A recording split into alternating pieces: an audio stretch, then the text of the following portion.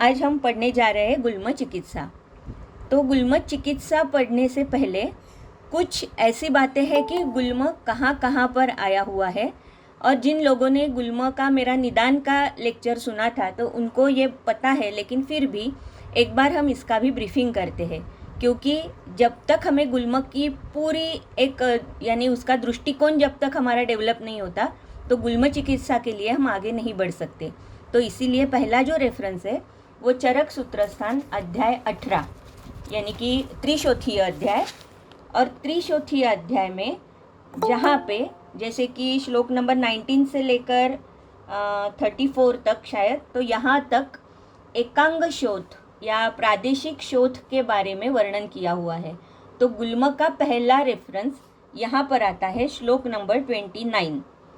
तो अगर आपके सामने चरक है तो चरक सूत्रस्थान अध्याय 18 त्रिशोथीय अध्याय, उसमें से श्लोक नंबर 29 ये निकालिए। यहाँ पर लिखा है, यस्य वायुः प्रकुपितो गुल्मस्थानेव तिष्ठते शोफं सशूलं जनयन् गुल्मस्तस्योपजायते। तो यहाँ पर अगर ये श्लोक हम देखते हैं जहाँ पर गुल्म के बारे में कुछ उल्लेख आया हुआ है, तो उसमें एक 4 पॉइंट्स हम इसमें निकाल सकते हैं। तो पहला तो ये है कि ये प्रादेशिक शोथ के अंडर आया है, इसका मतलब गुल्म कहीं ना कहीं स्थानिक शोथ है। दूसरा पॉइंट ऐसे आता है, यस्य वायुः प्रकुपितो, तो इसका मतलब है कि वात प्रकोप अवश्यमेव होना आवश्यक है, तो इसीलिए वात प्रकोप ये एक दूसरा इसमें घटक है। फिर तीसरा है गुल्मस्थाने अवतिष्ठति, तो गुल्मस्थाने अवतिष्ठति इसका मतलब है कहीं ना कहीं एक गुल्मस्थान है जहाँ पर ये वात का प्रकोप जो है वो अवतिष्ठत होता है और उसके बाद गुल्म की संप्राप्ति हो जाती है। और चौथा पॉइंट है शोफम सशूलम जनयन, तो इसका मतलब है शोथ शूल के साथ जहाँ पर गुल्म स्थान है वहाँ पर अगर दिखाई देता है जहाँ पर वात प्रकोप है और एकदेशीय शोथ है, ऐसे अगर सारे घटक एक साथ है तो हम उसे गुल्म कह सकते हैं। अभी यहाँ पर जो ये गुल्मस्थाने अवतिष्ठते ऐसे बोला गया है, तो गुल्मस्थाने ये फिर से सप्तमी एक वचन है, तो एक वचन है, इसका मतलब है कहीं ना कहीं एक स्थान है। वो कौन सा स्थान है वो हम बाद में देखने वाले हैं, लेकिन कहीं ना कहीं एक स्थान में जब शूल और शोथ ऐसे एक साथ उत्पन्न हो जाता है और स्थानिक संप्राप्ति जब हो जाती है तब हम उसे गुल्म कह सकते हैं। अब इसके बाद ये 4 पॉइंट्स हमें तो समझ में आ गए कि हम गुल्म किसे कह सकते हैं या गुल्म में अवश्यम भावी होने वाले घटक कौन से हैं। इसके बाद अगर हम गुल्म निदान के बारे में देखते हैं तो चरक निदान स्थान तृतीय अध्याय गुल्म निदान। तो गुल्म निदान अगर हम देखते हैं तो यहाँ पर श्लोक नंबर 7, तो 7 के आगे वातज पित्तज कफज ऐसे अलग अलग गुल्मों के बारे में बताया है। तो आप कृपया निकालिए गुल्म निदान स्थान चरक संहिता गुल्म निदान स्थान अध्याय 3 श्लोक नंबर 7। तो यहाँ पर सप्रकुपितो वायुः महास्रोतो अनुप्रविश्य रौक्षात् कठिनीभूतम् आप्लुत्य पिंडितो अवस्थानं करोति हृदि बस्तौ पार्श्वयोः नाभ्यां वा। तो अभी जैसे मैंने कहा कि सप्तमी एक वचन है, तो इसका मतलब है एक स्थान में उत्पन्न होने वाला। अभी एक स्थान जब हम कह रहे हैं तो इसका मतलब है कहीं ना कहीं गुल्म के ऐसे स्थान है जहाँ पर वात का प्रकोप होने के बाद गुल्म की उत्पत्ति हो सकती है। तो वो कौन कौन से स्थान हैं, तो इसके बारे में इस श्लोक में बताया है। करोति हृदि बस्तौ पार्श्वयोः नाभ्यां वा। इसके बाद यहाँ पर अगर आप देखते हो तो सप्रकुपितो वायुः महास्रोतो अनुप्रविश्य, तो इसका मतलब है कि महास्रोतस इसका बहुत बड़ा महत्व गुल्म में आ रहा है। तो वात प्रकोप जो हो रहा है और गुल्म की उत्पत्ति जो हो रही है, तो उत्पत्ति स्थान के लिए महास्रोतस ये इसमें एक बहुत महत्व का घटक है जो हमें हमेशा याद रखना चाहिए। अभी सप्रकुपितो वायु जब हम कहते हैं तो वात का इसका मतलब है कि वो स्वतंत्र प्रकोप है, ये वात प्रकोप जो है यहाँ पर कहीं पर भी अवरोधात्मक संप्राप्ति नहीं है, ये परतंत्र प्रकोप नहीं है, ये आवरणात्मक प्रकोप नहीं है। तो यहाँ पर पूरा का पूरा स्वतंत्र प्रकोप वात का हो रहा है। तो सप्रकोपितो वायु महास्रोतो अनुप्रविश्य। अभी जब हम यहाँ पर अनुप्रविश्य कहते हैं, ज्वर की भी संप्राप्ति हमने देखी थी, तो वहाँ पर भी जब हम कहते हैं कि दोषों का आमाशय में प्रवेश हो जाता है, तो इसका मतलब दोष कहीं और है और वो आमाशय में आ रहे हैं या महास्रोतस में आ रहे हैं, ऐसा उसका मतलब नहीं है। लेकिन दोष प्रकोप की साइट जो है, दोष प्रकोप का उद्भव स्थान जो है वो महास्रोतस है। इसीलिए यहाँ पर अनुप्रविश्य ये शब्द भी अगर आता है तो अनुप्रविश्य का अर्थ ये नहीं है कि वहाँ पर जाकर फिर उसका प्रकोप हुआ। तो ये एक हमेशा समझने वाली बात है कि दोष प्रकोप जब होता है तो ये दोष प्रकोप के लिए हम कभी और भी चर्चा कर सकते हैं, लेकिन यहाँ पर जब ये विषय आया है तो इसका ये अर्थ हमें समझ लेना चाहिए कि दोष ऑलवेज मूवेबल होते हैं। पूरे शरीर में दोषों का संचरण होता रहता है, लेकिन जब आमाशय में संप्राप्ति ये उद्भव स्थान है, जब महास्रोतस में, जैसे कि अगर ये स्वतंत्र दोष प्रकोप है तो अर्थात वात प्रकोप करने वाले जो बाकी के हेतु है, जिसका वर्णन अभी चिकित्सा स्थान में हम देखने वाले हैं, तो ये अगर हेतु वहाँ पर उत्पन्न होते हैं तो महास्रोतस में खरीभूतता या काठिन्य या रौक्ष इस तरीके के कुछ घटक उत्पन्न हो जाएंगे और जिसकी वजह से हम कह सकते हैं कि वहाँ पर वात प्रकोप हो चुका है। तो इसके लिए वात कलाकलीय अध्याय का भी एक बार आप पठन जरूर करिए, तो वहाँ पर वात प्रकोप किस हेतु से और कैसे होता है इसका बहुत अच्छा वर्णन हमें वहाँ पर मिलेगा। तो यहाँ पर जो है मैं जो कहना चाहती हूँ कि यहाँ पर स्पेशली वात का प्रकोप जो है ये स्वतंत्र रूप से प्रकोप है, ना कि परतंत्र रूप से। अभी इसके बाद श्लोक नंबर 8 अगर हम देखते हैं तो तैहि एव तु कर्षणैहि कर्षितस्य अम्ल लवण कटु इत्यादि जो हेतु लिखे हुए हैं, तो ये हेतु आप पढ़ सकते हो। यहाँ पर कहने का मतलब ये है कि तैहि एव तु कर्षणैहि, ये जो शब्द है ये बहुत ही महत्वपूर्ण शब्द है। तो तैहि एव तु कर्षणैहि इसका मतलब ये है तैहि एव, तो तैहि एव कौन, तो ऑलरेडी जिसमें वात प्रकोप हो चुका है उसी में ही अगर वो कर्षित है, वात प्रकोप होने की वजह से वो रुग्ण कर्षित है, वहाँ पर कर्षितस्य अम्ल लवण कटु क्षार जो भी कुछ अभी आगे उष्ण तीक्ष्ण जो भी कुछ हेतु हो जाएंगे, तो ये सारे के सारे पित्त प्रकोपक हेतुओं का वर्णन है। तो इसका मतलब वात प्रकोप पहले ही हो चुका है, उसके बाद पित्त का प्रकोप अपने स्वतंत्र हेतुओं की वजह से हो चुका है। तो इसीलिए एक्चुअली ये संसर्ग है, क्योंकि जैसे हम हमेशा देखते हैं संसर्ग इसका मतलब दो दोषों का स्वतंत्र हेतुओं से प्रकोप होना, सन्निपात इसका मतलब तीनों दोषों का स्वतंत्र हेतुओं से प्रकोप होना। तो यहाँ पर तैहि एव तु कर्षणैहि कर्षितस्य अम्ल लवण कटु, तो इसका मतलब ये बहुत ही क्लियर है कि तैहि एव तु कर्षणैहि, वात प्रकोप ऑलरेडी हो चुका है, वात प्रकोप की वजह से ऑलरेडी रुग्ण कर्षित है, और उसमें अगर पित्त प्रकोपजन्य कुछ आहार विहार हो गए तो पित्त का प्रकोप होने के बाद फिर से यहाँ पर, इसीलिए यहाँ पर सिर्फ पित्तज ऐसे कहा है, लेकिन एक्चुअली ये संसर्ग है। उसी तरीके से आप नेक्स्ट अगर श्लोक देखते हो, नेक्स्ट यानी कि श्लोक नंबर 10, श्लोक नंबर 10 निदान स्थान अध्याय 3 गुल्म निदान, तो उसमें फिर से वैसा ही शब्द है तैहि एव तु कर्षणैहि कर्षितस्य अत्यशनात् अतिस्निग्ध गुरु मधुर शीताशनात् इत्यादि इत्यादि। तो इसका मतलब फिर से वही है कि तैहि एव तु कर्षणैहि। तो ये शब्द देने का मतलब ही ये है कि वात प्रकोप स्वतंत्र हेतु से हो चुका है, उसके बाद कफ प्रकोप स्वतंत्र हेतु से हो चुका है, और इसकी वजह से यहाँ पर ये संसर्गजन्य ऐसी संप्राप्ति हो रही है। तो इसका मतलब जो हमने स्थानीय शोथ में देखा था श्लोक त्रिशोथी अध्याय में, तो वहाँ पर जैसे मैंने कहा था कि वात प्रकोप ये एक बहुत बड़ी संप्राप्ति घटक में ये एक बहुत बड़ा घटक है जिसके बारे में हमें हमेशा सोचना चाहिए। तो इसीलिए ये 3 जो श्लोक थे इसका रेफरेंस मैंने दिया, क्योंकि तैहि एव तु कर्षणैहि ये बहुत ही महत्वपूर्ण इस तरीके से आने वाले शब्द है। तो जब हम गुल्म के बारे में सोचते हैं तो हमेशा हमें ऐसे सोचना चाहिए कि अगर वातज गुल्म है तो उसमें वात का स्वतंत्र प्रकोप है, लेकिन वहाँ पर पित्त और कफ ये प्रकृतिस्थ है। वो कैसे है ये चिकित्सा स्थान में हम देखने वाले हैं। लेकिन वातज गुल्म में वात का प्रकोप है और पित्त और कफ जो है ये प्रकृतिस्थ है। अगर पित्त प्रकोप है तो वात प्रकोप स्वतंत्र हेतु से हो चुका है, पित्त प्रकोप स्वतंत्र हेतु से हो चुका है। वहाँ पर हो सकता है कि कफ ये प्रकृतिस्थ है, उसका प्रकोप नहीं है।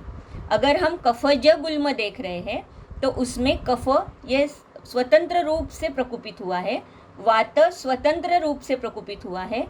हो सकता है कि वहाँ पर पित्त का प्रकोप नहीं है, पित्त अपने स्वस्थान में प्रकृतिस्थ है।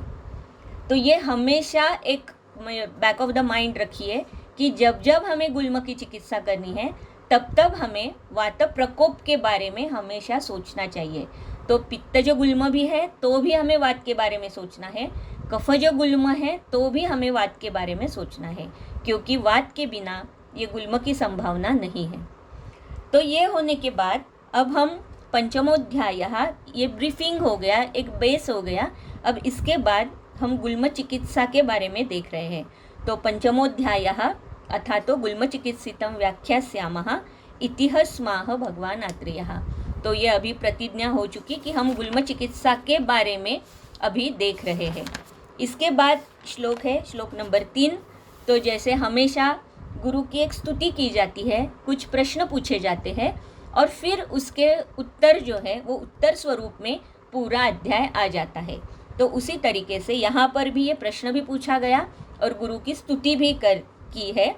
सर्व प्रजानां पितृशरण्यः पुनर्वसु भूत भविष्यत् ईशः चिकित्सितं गुल्म निबर्हणार्थं प्रोवाच सिद्धं वदतां वरिष्ठा। तो यहाँ पर सिर्फ ये एक गुरु का आदर किया हुआ है और पूछा गया है कि गुल्म निबर्हणार्थम चिकित्सा और इसके बारे में हमें पूरा ज्ञान दीजिए। तो उसके लिए अभी गुरु जो है उसका उत्तर दे रहे हैं श्लोक नंबर 4 और 5 में। विट्श्लेष्म पित्ताति परिस्रवाद्वा तैरेव वृद्धै परिपीडनाद्वा वेगैरुदीर्णैर्विहितैरधो वा बाह्याभिघातैरतिपीडनैर्वा रुक्षान्नपानैरतिसेवितैर्वा शोकेन मिथ्या प्रतिकर्मणा वा विचेष्टितैर्वा विषमातिमात्रै कोष्ठे प्रकोपम समुपैति वायुः। तो कोष्ठे प्रकोपम समुपैति वायुः, फिर से कोष्ठे प्रकोपम। तो यहाँ पर जब कोष्ठ ये शब्द आया है तो ये कोष्ठ फिर से महास्रोतस के लिए ही आया हुआ है। तो निदान स्थान का जैसे मैंने अभी कहा, तो आप एक बार फिर से निदान स्थान पढ़िए, क्योंकि अभी हम चिकित्सा स्थान के ऊपर आए हैं, इसीलिए मैंने फिर से निदान नहीं लिया, सिर्फ एक ब्रीफिंग किया है, क्योंकि हम ऑलरेडी निदान स्थान पढ़कर आए हैं। तो यहाँ पर जब कोष्ठे प्रकोपम कह रहे हैं तो कोष्ठे प्रकोपम का मतलब है कोष्ठ में, इसका मतलब महास्रोतस में वात का प्रकोप हो चुका है। तो उसके लिए कौन कौन से हेतु हैं, तो हेतुओं के बारे में अभी बता रहे हैं। विट श्लेष्म पित्त अति परिस्रवाद्वा, तो इसका अति परिस्रवण, अति योग इसका, तैरेव वृद्धैः परिपीडनात्वा, या उसकी वृद्धि होना, उसकी वजह से परिपीड़न होना या बाह्य किसी आघात से परिपीड़न होना, वेगैः उदीर्णैः विहितैरधोवा, या वेग का उदीरण होने के बाद, उदीरित करना या उदीरण होने के बाद उसका धारण करना, बाह्य अभिघातैः अतिपीडनैर्वा, या बाह्य अगर अभिघात है तो उसकी वजह से पीड़ा होना या अभिघात होना, पीड़न होना, रुक्षान्न पानैः अतिसेवितैर्वा शोकेन मिथ्या प्रतिकर्मणावा। तो रुक्षान्न पान का सेवन, अतिसेवितैर्वा, तो ये याद रखने की ज़रूरत है कि अतिसेवितैर्वा, एक दिन कहीं रुक्षान्न पान हुआ और उसकी वजह से अगर कुछ आध्मान जैसी अवस्था उत्पन्न होती है तो ये लाक्षणिक है, इसका मतलब ये गुल्म नहीं है। तो अति सेवन और सतत सेवन, ये इसके बारे में हमें हमेशा याद रखना है। शोकेन मिथ्या प्रतिकर्मणावा, तो अति शोक और मिथ्या प्रतिकर्मणा, तो जैसे मैंने कहा था कि अभी ये चिकित्सा में हमने ज्वर चिकित्सा देखी, रक्तपित्त चिकित्सा हो चुका है हमारा, और ये गुल्म चिकित्सा है।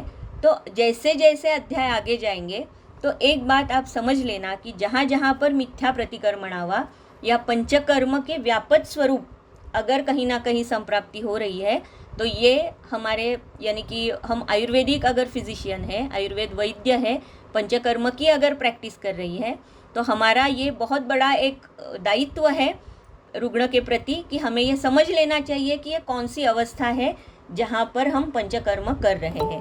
तो इसीलिए मिथ्या प्रतिकर्मणावा यानी कि कुछ अगर हम मिथ्या उपचार कर रहे हैं तो उसकी वजह से भी वात प्रकोप होने वाला है।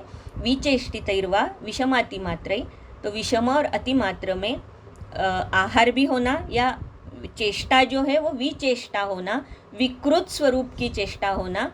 तो इसीलिए बहुत बार ऐसे होता है कि व्यायाम के नाम पर बहुत विकृत प्रकार की अंग चेष्टाएँ की जाती है। तो रुग्ण जब हमारे पास आता है तो ये सारी हिस्ट्री पूछना बहुत आवश्यक हो जाता है, क्योंकि ये विचेष्टितैर्वा ये जो हेतु है ये सिर्फ गुल्म के लिए नहीं है। बहुत सारे ऐसे व्याधि आपको मिल जाएंगे जहाँ पर विचेष्टा ये वात प्रकोप का बेसिकली मुख्य हेतु है, जिसकी वजह से कहीं ना कहीं संप्राप्ति हो रही है। कोष्ठे प्रकोपम समुपैति वायु, तो इसका मतलब है कोष्ठ में वात का प्रकोप हो रहा है। अभी जब हम यहाँ पर समुपैति वायु ऐसे जब हम कहते हैं तो एक बात मन में आनी चाहिए कि हो सकता है कि यहाँ पर आपने अगर देखा तो चयावस्था ऐसे कहीं बताया नहीं है, तो हो सकता है कि अचयात्मक कहीं ना कहीं संप्राप्ति हो रही है, या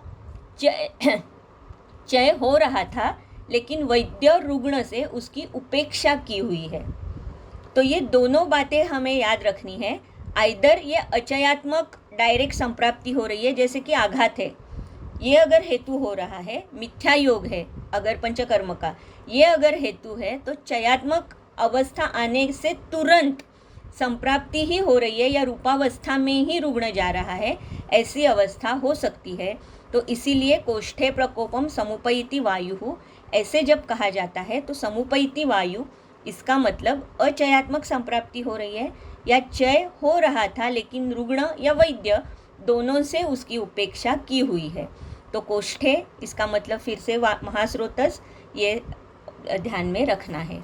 इसके बाद उसकी संप्राप्ति बताई है, तो श्लोक नंबर 6 और 7, कफम च पित्तं च स दुष्टवायुः उद्धूय मार्गान् विनिबद्धताभ्यां रुन्नाभिपार्श्वोदरबस्ति शूलं करोत्यथो याति न बद्धमार्गः पक्वाशये पित्तकफाशये वा स्थितः स्वतन्त्रः परसंश्रयो वा स्पर्शोपलभ्य परिपिण्डितत्वात् गुल्मो यथा दोषमुपैति नाम। तो गुल्म यथा दोषम उपैति नाम, तो जिस दोष का प्रकोप होगा उसके नाम से वो गुल्म जाना जाएगा।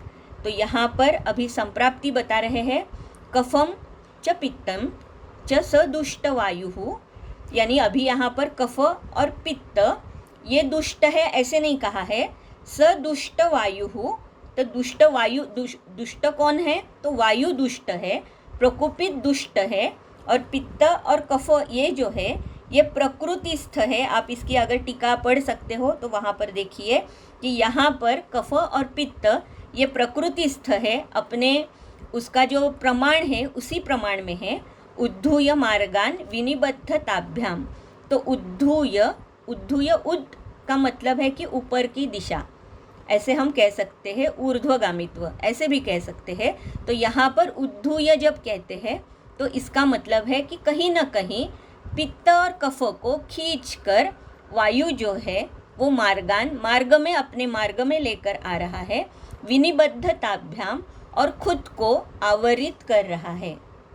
यानी एक्चुअली वात का स्वतंत्र प्रकोप है, पित्त और कफ अपने खुद के स्थान में है, अपने प्रकृतिस्थ प्रमाण में है, लेकिन वात प्रकोप जो हो रहा है तो ये वात प्रकोप पित्त और कफ को खींचकर महास्रोतस में लाकर फिर अपना प्रकोप यानी मार्गावरोधजन्य प्रकोप कर रहा है। तो जब हम यहाँ पर ये देखते हैं संप्राप्ति, तो ये संप्राप्ति में हमेशा हमें ये याद रखना चाहिए कि वातज गुल्म में पित्त और कफ प्रकृतिस्थ है और प्रकोप जो हो चुका है ये स्वतंत्र हेतु से वात का प्रकोप है। तो ये वात का प्रकोप भी दो प्रकार से हो सकता है कि गति प्राधान्य से भी हो सकता है, शोष प्राधान्य से भी हो सकता है। तो जैसे अगर हमने हेतु देखे तो उसमें अगर हम कैटेगराइजेशन कर सकते हैं तो आप देख सकते हो कि जैसे वेग विनिग्रह है, धारण है या उदीरण है, तो ये दोनों गति कहीं ना कहीं दिखा रहे हैं। विचेष्टा है, ये गति कहीं ना कहीं दिखा रहे हैं। विषम और अतिमात्र में विचेष्टा है तो ये भी गति दिखा रहे हैं। अभिघात है तो इसमें भी गति का स्वरूप कहीं ना कहीं प्रकोप है। अगर वृक्षान्नपान का सेवन है तो कहीं ना कहीं शोष प्राधान्य या रौक्ष प्राधान्य संप्राप्ति उत्पन्न हो रही है। शोक अगर है तो वहाँ पर भी वृक्ष प्राधान्य या शोष प्राधान्य संप्राप्ति हो रही है। अतिमलक्षय है तो यहाँ पर भी कहीं ना कहीं रौक्ष बढ़ रहा है। या निरन्नता जैसे या अनशन जैसे कुछ अगर हेतु हो रहे हैं तो ये भी शोष प्राधान्य की ओर लेकर जाने वाले हेतु है। तो इसका मतलब है वात प्रकोप जब हो रहा है, वात वृद्धि जब हो रही है, तब ये एक ग्रॉसली दो कैटेगरीज हम कर सकते हैं। आइदर गति प्राधान्य हो सकता है या शोष प्राधान्य हो सकता है। तो यहाँ पर ये दो कैटेगरीज मन में हमारे आने चाहिए। तो यहाँ पर जब हम कहते हैं कि पित्त और कफ को उनके प्रकृतिस्थ प्रमाण से और स्थान से लेकर वायु खुद प्रकोपित हो रहा है, तो बहुत बार हमें आशयापकर्ष गति जब हम निदान में पढ़ते हैं तो आशयापकर्ष गति में पाददाह का बहुत बार उल्लेख होता है या उसका उदाहरण दिया जाता है। तो पाददाह का जब उदाहरण हम देते हैं तो एक ही उदाहरण हमारे सामने आता है हमेशा। ओरल्स में भी अगर प्रश्न पूछा जाता है या जब भी हम कभी उसका उदाहरण देते हैं तो पाददाह कहते हैं। तो पाददाह के साथ साथ अगर अभी ये संप्राप्ति आप देख रहे हो तो इसमें भी आपको ये समझ में आ सकता है कि ये कहीं ना कहीं आशयापकर्ष गति ऐसा कुछ हेतु या निदान हम यहाँ पर कर सकते हैं। क्योंकि आशयापकर्ष गति का मतलब क्या है, तो आशय ये गतिवाचक ही शब्द है कि कहीं ना कहीं खींच कर लाना। तो वात अगर प्रकुपित है तो स्वस्थानस्य पित्त कफौ यानी पित्त और कफ स्वस्थान में है, उसे अपकर्षयति। ये हम आशयापकर्ष गति की संप्राप्ति या उसका एक इसका निरूपण जब हम करते हैं तब ये व्याख्या हम देते हैं। तो इसका मतलब है कि पित्त और कफ अपने स्वस्थान में स्वप्रमाण में है, प्रकोप वात का हो चुका है और ये वात प्रकोप कफ और पित्त को लेकर खुद को कहीं और जगह में ये दोनों दोषों को लेकर आ रहा है। तो इसका मतलब है ये आशयापकर्ष गति भी है। तो ये बात हमें हमेशा याद रखनी चाहिए। तो आशयापकर्ष गति का ये भी एक क्लासिकल उदाहरण है गुल्म, स्पेशली वातज गुल्म, जहाँ पर पित्त और कफ प्रकृतिस्थ है। फिर रुन्नाभि पार्श्व उदर बस्तिशूलम करोति अथो याति न बद्ध मार्गः। तो इसका मतलब है कि रुन्नाभि पार्श्व और बस्ती, ये जो चार पार्श्व हम कहते हैं हमेशा, तो दो पार्श्व रुद, नाभि और बस्ती, ये 5 गुल्म के स्थान है। तो ये पंचगुल्म स्थानानि है। आगे फिर से आएंगे। करोति अथो याति न बद्ध मार्गः पक्वाशये पित्त कफाशये वा स्थितस्वतंत्र पर संश्रयो वा। तो यहाँ पर अभी स्थान के बारे में फिर से बता रहे हैं। तो स्वतंत्र और परतंत्र ये स्थान के बारे में, आश्रय के बारे में कह रहे हैं। तो वात प्रकोप स्वतंत्र है, यह अलग एक बात है, और स्थित स्वतंत्र पर संश्रयो वा ये अलग बात है, ये समझ लेना है। तो यहाँ पर स्वतंत्र इसका मतलब है अगर पक्वाशय में ये वात का प्रकोप हो रहा है तो खुद के स्थान में यानी कि वात के स्थान में वात का प्रकोप, इसीलिए यहाँ पर ये स्वतंत्र कहा गया है।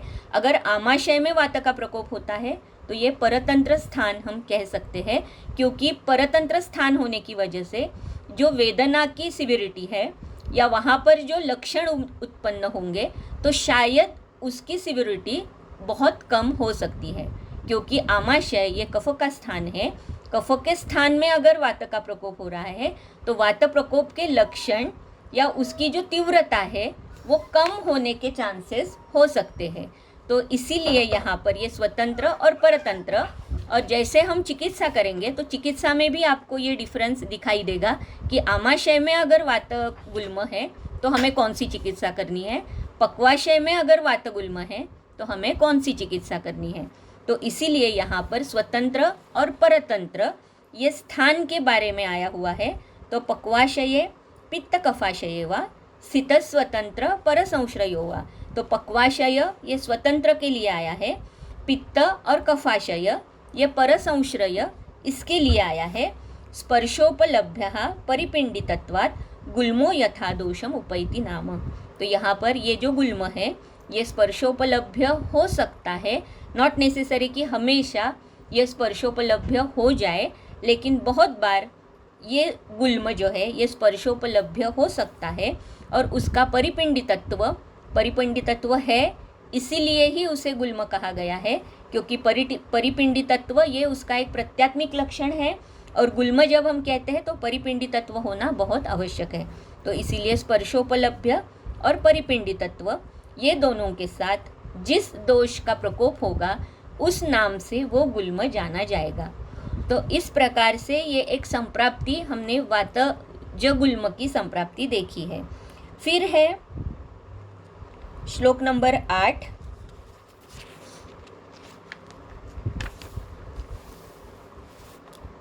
बस्तौ च नाभ्यां हृदि पार्श्वयोर्वा स्थानानि गुल्मस्य भवन्ति पंच। तो यहाँ पर अभी क्लियर कट आपको गुल्म के स्थान बता रहे हैं। स्थानानि गुल्मस्य भवन्ति पंच, तो 5 स्थान है गुल्म के।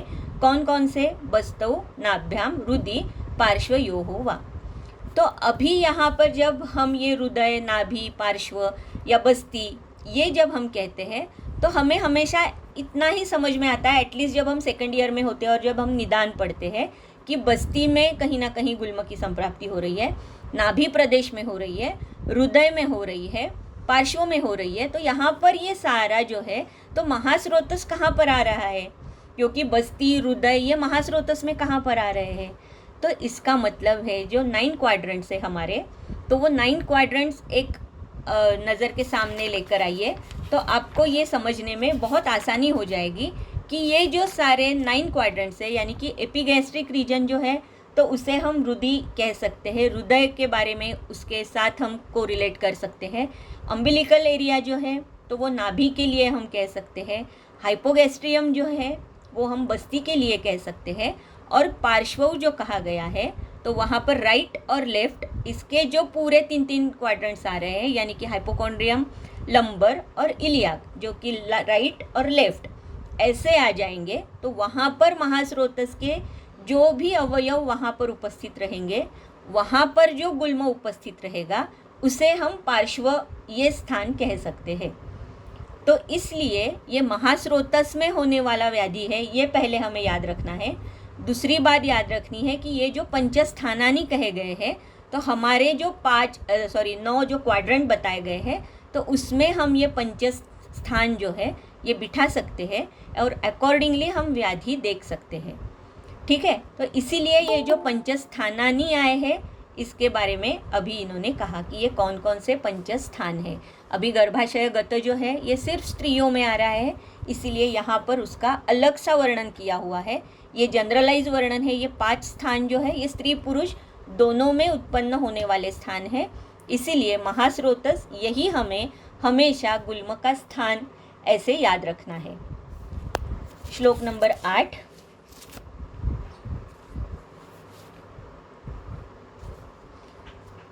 पंचात्मकस्य प्रभवं तु तस्य वक्ष्यामि लिंगानि चिकित्सितं च रुक्षान्नपानं विषमातिमात्रं विचेष्टितं वेगविनिग्रहश्च शोकोभिघातोतिमलक्षयश्च निरन्नता च नीलगुल्महेतुः यस्थानसंस्थानरुजां विकल्पं विड्वात संगं गलवक्रशोषं शावारुणत्वं शिशिरज्वरञ्च हृत्कुक्षिपार्श्वांसशिरोरुजं च करोति जीर्णेभ्यधिकं प्रकोपं भुक्ते मृदुत्वं समुपैति यश्च वातात् स गुल्मो न च तत्र रुक्षं कषाय तिक्तं कटुचोपशेते।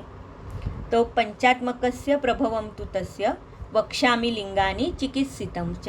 तो अभी ये 5 प्रकार के जो गुल्म है इसके बारे में, उसके लिंग, उसकी चिकित्सा और उसके बारे में अभी आगे बता रहे हैं। तो ये रुक्षान्नपानम विषमातिमात्रम विचेष्टितम वेग विनिग्रहश्च, इसके बारे में अभी हमने देखा, जो कि एक जनरलाइज एक संप्राप्ति बताई थी। उसमें यही सारे हेतु थे, क्योंकि बेसिकली वात प्रकोप होना बहुत आवश्यक है और इसके ये शोक, अभिघात, अतिमलक्षयश्च, इसके ये 2 प्रकार, यानी कि एक गतिवाचक और एक शोषवाचक, ऐसे 2 कैटेगरीज भी हमने देखे कि किस तरीके से ये वात प्रकोप हो सकता है। तो इसका मैं फिर से नहीं अभी बता रही हूँ, क्योंकि ऑलरेडी ये सारे हेतु जो है मैंने अभी आपको बताए हैं। तो यह स्थान संस्थान रुजाम विकल्पम विड़वात संगम, यानी ये सारे अनिल गुल्म हेतु, ये अनिल गुल्म के हेतु बता रहे हैं, अभी उसके सारे लक्षण बता रहे हैं। तो यह स्थान संस्थान रुजाम विकल्पम विड़वात संगम गलवक्रशोषम शाव अरुणत्वम शिशिरज्वरंच। तो ये शाव अरुणत्वम, ये सर्वांग किंवा सार्वदैहिक लक्षण भी यहाँ पर उत्पन्न हो रहे हैं। भले ही ये स्थानिक शोथ है, लेकिन फिर भी यहाँ पर सर्वांग ऐसे शाव अरुणत्व आ रहा है। शिशिरज्वरत्वम ज्वरम च, तो शिशिर यानी कि शीतपूर्वक ज्वर की उत्पत्ति हो रही है। रुत कुक्षि पार्श्व अंश शिरोरुजम च करोति जीर्णे अभ्यधिकम प्रकोपम। तो यहाँ पर ध्यान देने की बहुत आवश्यकता है कि करोति जीर्णे अभ्यधिकम प्रकोपम। तो ये जो गुल्म है, इसका प्रकोप या इसके लक्षण जो है, वात प्रकोप कब होगा? तो जब जीर्णे अभ्यधिकम, यानी कि जब अन्न जो है ये जीर्ण हो जाएगा। आप सबको पता है अवस्थापाकों के बारे में। तो जब अन्न जीर्ण हो जाएगा तो तृतीय अवस्थापाक में जीर्ण होने के बाद वहाँ पर वात का प्रकोप अधिक होगा और वहाँ पर रुजा अधिक होगी, या लक्षणों के बारे में हम अधिक जान सकेंगे, क्योंकि करोति जीर्णे अभ्यधिकम प्रकोपम। तो अवस्थापाक के बारे में भी हमें यहाँ समझ लेना चाहिए, या इवन विपाक के बारे में भी यहाँ पर समझ लेना चाहिए, क्योंकि जब कटु विपाक होगा तब वात का प्रकोप अत्यधिक होगा और तब यहाँ पर गुल्म के लक्षण भी अत्यधिक दिखाई देंगे। भुक्ते मृदुत्वम समुपैति यश्च। तो भुक्ते मृदुत्वम, यहाँ पर शमनम नहीं कहा है। तो जब वो खाता है तब थोड़ा सा अच्छा लगता है उसे, या लक्षणों में मृदुत्व आ जाता है, ये इसका अर्थ है। तो यहाँ पर भुक्ते मृदुत्वम समुपैति यश्च, तो ये शब्द का भी बहुत यहाँ पर महत्व है। ये वात प्रकोपजन्य या वातज गुल्म है। यहाँ पर खाने के बाद पूर्णतः उपशय नहीं है, तो यहाँ पर मृदुत्व आ जाता है, यानी लक्षणों में मृदुत्व आ जाता है, ऐसे हमें समझ लेना चाहिए। वातात्स गुल्मो न च तत्र रुक्षम कषाय तिक्तम कटु चोपशेते। तो इसका मतलब है कि रुक्ष, कषाय, तिक्त और कटु, यही बेसिकली सारे हेतु है ये वातज गुल्म के। तो उसका अगर सेवन हम करते हैं तो उसे उपशय नहीं होता। इसका मतलब इसके अगर विरुद्ध कुछ हम लेते हैं तो हो सकता है कि उससे शमन होने में हमें मदद हो सकती है। तो इसीलिए आहार में, विहार में और इवन औषध में जब इसके विरुद्ध गुणों का हम प्रयोग करेंगे, इसके विरुद्ध महाभूतों का अगर हम प्रयोग करेंगे, तभी हमें उसमें उपशय मिल सकता है। तो इसीलिए ये जो सारा वर्णन है, तो यहाँ पर यह स्थान संस्थान रुजाम विकल्प, इसका मैंने अर्थ नहीं कहा। तो इसका अर्थ ये है कि जो स्थान में, संस्थान में, उसके लक्षण में जो कम ज़्यादा दिखाई देता है, क्योंकि बेसिकली वात जो है ये विषम गुणात्मक है। तो इसीलिए जैसे कि अगर पित्तज गुल्म हम देखेंगे तो उसमें तीव्र शूल हमें दिखाई देगा, कंसिस्टेंट शूल दिखाई देगा। कफज है तो उसमें डल, एक अल्प शूल दिखाई देगा। लेकिन वातज गुल्म जो है तो उसमें कभी बहुत शूल है, कभी वहाँ पे थोड़ा कम शूल है। तो इस तरीके से कुछ विकल्प वहाँ पर हमें दिखाई देते हैं, क्योंकि वात का गुण ही बेसिकली विषम है। तो इसीलिए इस प्रकार के सारे लक्षण उत्पन्न हो जाते हैं। तो मैं फिर से एक बार रिपीट कर रही हूँ, क्योंकि कुछ लोग बाद में ज्वाइन हुए हैं। तो वातज गुल्म या गुल्म जब हम कहते हैं, वातज नहीं गुल्म जब हम कहते हैं, तो 4 पॉइंट्स हमें हमेशा याद रखने होते हैं। ये एकांग शोथ है या प्रादेशिक शोथ है बेसिकली। दूसरा है वात प्रकोप होना अवश्यम भावी है। तीसरा घटक है जहाँ पर शोथ और शूल एक साथ उत्पन्न होते हैं, तो सशूलम शोथ, ऐसी अवस्था वहाँ पर उत्पन्न होती है। और दूसरा है कि गुल्म, चौथा है गुल्म स्थान पे। तो गुल्म स्थान इसका मतलब है कि कोष्ठ, कोष्ठ इसका मतलब है महास्रोतस, और महास्रोतस इसके लिए भी 5 स्थान बताए, बस्ती, नाभि, रुधि और पार्श्व, 2 पार्श्व। इस तरीके से 5 स्थान गुल्म के बताए हैं। और ये 5 स्थान जो है, तो जो हम 9 क्वाड्रेंट्स जो उदर के बताते हैं एब्डोमेन के, तो उसमें हम ये 5 स्थान बिठा सकते हैं। और इसके लिए गुल्म, इसका मतलब हम कर सकते हैं कि जहाँ जहाँ पर महास्रोतस में हमें आइटिस करके अगर जो भी व्याधि दिखाई देगा, तो ये सारे के सारे व्याधि हम गुल्म के अंडर डाल सकते हैं और उसका निदान गुल्म कर सकते हैं। For example appendicitis. तो ये जो है अपेंडिसाइटिस, तो हम कह सकते हैं कि राइट इलियाक यानी कि पार्श्व अध, यहाँ पर ये गुल्म की उत्पत्ति हो चुकी है। तो इस तरीके से हम ये कह सकते हैं। तो जहाँ जहाँ पर आइटिस, ये गैस्ट्राइटिस है, डियोडिनाइटिस है, तो जहाँ जहाँ पर महास्रोतस में आइटिस करके जब निदान लेकर पेशेंट हमारे सामने आता है, तो हम इसका निदान गुल्म ऐसे कर सकते हैं, अर्थात संसर्ग सन्निपात कौन से या एकांतिक कौन से दोष का ये प्रकोप है, यहाँ पर ये समझ लेना बहुत आवश्यक हो जाता है। तो इसीलिए यहाँ पर ये संप्राप्ति बताई है, स्पेशली वात की बताई। इसके पहले जो बताई कफंच पित्तंच सदुष्टवायु, ये एक जनरलाइज संप्राप्ति बताई जहाँ पर वात का प्रकोप है, कफ और पित्त प्रकृतिस्थ है, आशयापकर्ष गति से, यानी कि जो दुष्ट वायु है वो कफ और पित्त को लेकर कहीं ना कहीं महास्रोतस में आ रहा है और खुद को आवरित करके प्रकोपित हो रहा है और वहाँ पर लक्षणों की उत्पत्ति हो रही है। तो इस तरीके से ये जनरलाइज संप्राप्ति और वात की संप्राप्ति हमने देखी। अब इसके बाद श्लोक नंबर 12, यहाँ पर अभी पित्तज गुल्म की संप्राप्ति बता रहे हैं। कट्वम्ल तीक्ष्णोष्ण विदाहि रुक्ष क्रोधाति मद्यार्क हुताश सेवा आमाभिघातो रुधिरंच दुष्टं पैत्तस्य गुल्मस्य निमित्तमुक्तं ज्वरः पिपासा वदनांगरागः शूलं महज्जीर्यति भोजने च स्वेदो विदाहो व्रणवच्च गुल्मः स्पर्शासह पैतिक गुल्म रूपम। तो ये पैतिक गुल्म के निमित्तम उक्तम और पैतिक गुल्म के रूपम उक्तम। तो यहाँ पर जो निमित्त बताए गए हैं, तो ये सारे के सारे जैसे पित्त प्रकोप करने वाले हैं, ये तो हमारे सामने हैं, क्योंकि अभी इस स्टेज में हमें ये सारी बातें पता है कि कटु, अम्ल, उष्ण, तीक्ष्ण, विदाही, रुक्ष, क्रोध, अतिमध्य, ये जो सारे हेतु है जिसकी वजह से पित्त का प्रकोप हो रहा है। लेकिन जैसे हमने देखा निदान स्थान में तैहि एव प्रकुपकर्षि तैहि, तो तैहि एव इसका मतलब पहले की संप्राप्ति कंटिन्यू है, यानी वात प्रकोप कंटिन्यूस हो रहा है, ऑलरेडी हो चुका है। उसके बाद अभी पित्त प्रकोप जन्य कुछ आहार विहार का सेवन हुआ, तो पित्त स्वतंत्र हेतुओं की वजह से प्रकोपित हो रहा है। और अभी यहाँ पर वात का भी प्रकोप है, पित्त का भी प्रकोप है, और उसकी वजह से अभी ये सारे लक्षण उत्पन्न हो रहे हैं। लेकिन यहाँ पर पित्त के ज़्यादा लक्षण दिखाई दे रहे हैं, तो इसीलिए हम इसे पित्तज गुल्म ऐसे कह रहे हैं। ठीक है, तो यहाँ पर ये जो पित्तज गुल्म है, तो ये पित्तज गुल्म में पित्त तम और वात भी तम या तर, इस तरीके का प्रकोप हो सकता है। तो ये सारे लक्षण आप देखिए। यहाँ पर और एक वैशिष्ट्यपूर्ण बात है, रुधिरंच दुष्टम। तो जब ये रुधिरंच दुष्टम ये जब हम कह रहे हैं, तो रुधिरंच दुष्टम यानी पित्तज गुल्म में और एक संप्राप्ति घटक हमें मिल रहा है, वो है रुधिरंच दुष्टम। तो रुधिरंच दुष्टम हमने स्रोतोविमानीय अध्याय देखा है, वहाँ पर स्रोतसों के दुष्टि के कारण भी बताए गए हैं। तो जैसे आप सबको पता है कि रुधिरवह या रक्तवह स्रोतस की दुष्टि, ये विदाहिनी अन्नपानानी, ये सबको पता है।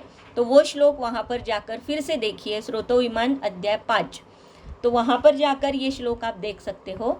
तो यहाँ पर रुधिरंच दुष्टम ये जब कह रहे हैं, तो इसका मतलब ये भी हो सकता है कि शायद पहले से ही रक्तवह स्रोतस की दुष्टि थी, पहले से ही रक्त की कहीं ना कहीं दुष्टि थी, उसके बाद वात प्रकोप, पित्त प्रकोप अपने अपने हेतुओं की वजह से हो चुका है, और फिर जो संप्राप्ति हो रही है वो पित्तज गुल्म की संप्राप्ति हम कह सकते हैं। तो इसीलिए रुधिरंच दुष्टम ये जब शब्द यहाँ पर आता है, तो ये हमें पता होना बहुत आवश्यक है। तो प्रथम यानी कि पहले से ही रक्त की दुष्टि है, या एक साथ जब यहाँ पर पित्त की दुष्टि हो रही है, तो वहाँ पर भी रक्त की दुष्टि उसके साथ साथ हो रही है, ऐसे हम समझ सकते हैं। कभी कभी ऐसे हो जाता है कि रक्त स्थान में या रक्त वह स्रोतस की दुष्टि है लेकिन उसके ऊपर ध्यान नहीं दिया है। जैसे मैंने पहले ही कहा कि अचयात्मक संप्राप्ति है या चय कहीं ना कहीं हो रहा है, लेकिन वैद्य की ओर से या रुग्ण की ओर से उसके बारे में कहीं सोचा नहीं गया या उसे दुर्लक्षित किया गया है। तो ये अर्थापत्ति तंत्र युक्ति से हम ये जान सकते हैं कि चयावस्था यहाँ पर बताई गई नहीं है। डायरेक्टली रुधिरम च दुष्टम ऐसे जब कहते हैं तो कहीं ना कहीं ये दोनों अर्थ हमें समझ लेने चाहिए। तो जैसे बहुत बार ऐसे होता है कि श्वास की विकृति है या फुफ्फुस की विकृति है या जिह्वा की कहीं ना कहीं विकृति है, तो ये सारे डिनोटिंग पॉइंट्स है कि कहीं रक्त की दुष्टि है क्या यहाँ पर। तो ये हमें संप्राप्ति की, जब हम हमारे सामने रुग्ण आता है तब जब हम उसका इतिहास लेते हैं तो ये सारी बातें पूछना बहुत आवश्यक हो जाता है। लेकिन कभी कभी ये निग्लेक्टिंग पॉइंट हो जाते हैं, हम हिस्ट्री में ये पूछते नहीं हैं। तो इसीलिए यहाँ पर रुधिरंच दुष्टम ये जब कहा जाता है तो ये समझ लेना चाहिए कि शायद कहीं ना कहीं अचयात्मक है, जैसे कि शोक है या अभिघात है, यह अचयात्मक दृष्टि है, डायरेक्ट दोषों का प्रकोप हो रहा है। तो इस तरीके से यहाँ पर रुधिरम च दुष्टम पहले से है या अभी जैसे कि पित्त प्रकोप हो रहा है, उसकी वजह से भी शायद यहाँ पर रक्त दुष्टि हो सकती है।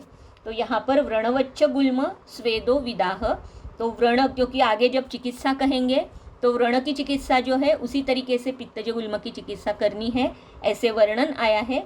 तो इसीलिए यहाँ पर व्रणवच्च गुल्म स्पर्शासह, तो स्पर्श असह, तो व्रण जैसे उत्पन्न हो जाता है उसी तरीके से यहाँ पर गुल्म की संप्राप्ति होती है या दिखाई देता है गुल्म, और वो स्पर्शासह इतना वहाँ पर तीक्ष्ण वेदना वहाँ पर होती है या रुझा होती है कि वो गुल्म अस्पर्शासहत्व हो जाता है। इसीलिए उसे पैतिक गुल्म या ये सारे लक्षण पैतिक गुल्म के हम कह सकते हैं। श्लोक नंबर 14। शीतम गुरु स्निग्धम अचेष्टनम च संपूर्णम प्रस्वपनम दिवाच गुल्मस्य हेतु कफसंभवस्य सर्वस्तु दिष्टो निचयात्मकस्य। तो यहाँ पर ये कफ संभव कह रहे हैं और उसके ये हेतु दिए हैं कि शीत गुरु स्निग्ध अचेष्टनम, फिर से वही बात है कि तैहि एव, तो वात प्रकोप ऑलरेडी है, उसके बाद कफ स्वतंत्र रूप से प्रकोपित हो रहा है और ये प्रकोपित हो चुका ये जो कफ है गुल्मस्य हेतु कफ संभवस्य, तो ये कफज गुल्म है और कफज गुल्म के बारे में ये कह रहे हैं सर्वस्तु दिष्टो निचयात्मकस्य, और निचयात्मक यानी सान्निपातिक जो है तीनों दोषों का प्रकोप है, स्वतंत्र हेतुओं से प्रकोप है और उसकी वजह से जो उत्पन्न होने वाला है वो हम सान्निपातिक गुल्म हम उसे कह सकते हैं। स्थैमित्य शीत ज्वर गात्र साद रुल्लास कासारुचि गौरवाणी शैत्य मृगल्पा कठिनोन्नतत्वम गुल्मस्य रूपाणि कफात्मकस्य। तो ये गुल्मस्य रूप है कफात्मक। तो स्थैमित्य है, स्थैमित्य का मतलब आप सभी जानते हो कि स्थैमित्य इसका मतलब है कि आर्द्र भावे, या जैसे कि कहीं ना कहीं आर्द्र कुछ कपड़ा ढका हो, इस तरीके की वेदना है वहाँ पर, यानी कि एक शैत्य भी वहाँ पर लग रहा है और आर्द्र भाव भी वहाँ पर लग रहा है, तो उसे हम स्थैमित्य कहते हैं। शीत ज्वर गात्र साद, गात्र साद है, शीतपूर्वक ज्वर है, रुल्लास कास अरुचि और गौरव है, शैत्य रुग अल्प। तो जैसे मैंने कहा कि पित्तज गुल्म में स्पर्शासहत्व है, बहुत ही तीव्र वेदना है। वातज गुल्म में वहाँ पर विकल्प कुछ न कुछ हो रहा है, कभी कम कभी ज़्यादा। और कफज गुल्म जो है तो कफज गुल्म में रुग अल्पा, अल्प रुजा है, कठिन और उन्नतत्व है। तो इसमें उन्नतत्व और ज़्यादा रहेगा। कठिन ये जो गुण है ये बेसिकली कफ की वजह से आ रहा है, तो यहाँ पर कठिनत्व और उन्नतत्व और वहाँ पर अल्प रुजा, ये तीन जो एक लक्षण आए हैं या लक्षण समूह आया है, ये कफज गुल्म को बहुत एक अलग सा दर्शा रहा है। तो हर एक गुल्म में अगर हम देखते हैं तो कुछ न कुछ अलग अलग लक्षणों की उत्पत्ति हमें दिखाई दे रही है। वातज गुल्म में स्थान संश्रय और रुजा का विकल्प है, पित्तज गुल्म में वहाँ पर स्पर्शासहत्व है और व्रणवत गुल्म है, ये ध्यान रखना है। कफज गुल्म में अल्प रुजा है और कठिनता और उन्नतता, ये बाकी के दोनों के कंपैरिजन में बहुत ज़्यादा है। तो इस तरीके से ये 3 गुल्म के बारे में, इसके 3 गुल्म, इसका मतलब है कि इसमें ये दोषों का प्राधान्य है, इसीलिए उस दोषों के नाम से इसे कहा गया है। लेकिन हर एक गुल्म में वात का प्रकोप अवश्यंभावी है, ये याद रखना है। निमित्तलिंगान्युपलभ्य गुल्मे द्विदोषजे दोषबलाबलञ्च व्यामिश्रलिंगान अपरांस्तु गुल्मान स्त्रीनादिशेद औषधकल्पनार्थम। तो आगे जो स्त्री के बारे में जो गर्भाशयगत या रक्तज गुल्म जो बता रहे हैं, तो रक्तज गुल्म सिर्फ स्त्रियों में हो रहा है, इसीलिए वहाँ पर अलग सा गुल्म बताया। 5 स्थान में गर्भाशय ये स्थान नहीं दिया हुआ है, वो सिर्फ महास्रोतसों के बारे में गुल्म बता रहे हैं, और स्त्रियों में ये अलग सा गुल्म हो रहा है, इसीलिए इसका वर्णन अलग सा कर रहे हैं। और व्यामिश्र लिंग जो है, सान्निपातिक गुल्म जो है, इसके जब तीनों दोषों का प्रकोप हमें दिखाई देगा तो व्यामिश्र लिंग और सन्निपातिक अवस्था, इस तरीके से अवस्था हो सकती है। तो आज अभी 8:22 हो चुके हैं, तो हम यहीं पे रुक रहे हैं और कल फिर से मिलेंगे आगे, यानी कि श्लोक नंबर 17 से लेकर। तो अगर कुछ प्रश्न है तो थोड़ा एक 10 मिनट के लिए हम उसका डिस्कशन कर सकते हैं। धन्यवाद।